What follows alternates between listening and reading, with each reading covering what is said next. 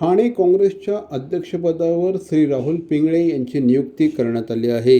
गेल्या काही दिवसांपासून काँग्रेस पक्षामध्ये नेतृत्व बदल घडेल अशा प्रकारची कुणकुण लागली होती. त्या अनुषंगाने श्री राहुल पिंगळे यांची ठाणे शहर जिल्हा काँग्रेस अध्यक्षपदावर नियुक्ती करण्यात आली आहे. गेल्या काही वर्षांमध्ये ठाणे काँग्रेस हा एक अत्यंत सखोल अभ्यासाचा विषय झाला आहे. एकीकडे ठाणे जिल्ह्यामध्ये काँग्रेस पक्ष हा बालेकिल्ला होता. मात्र गेल्या काही वर्षांमध्ये जशी शिवसेनेने उचल खाल्ली तेव्हापासून काँग्रेस पक्षाची घसरण होत गेली.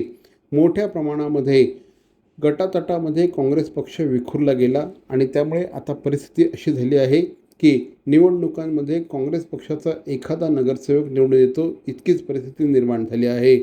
त्यामुळे आता राहुल पिंगळे यांच्यासमोर काँग्रेस पक्षाला नवीन उभारी देण्याचं महत्त्वपूर्ण आव्हान असणार आहे.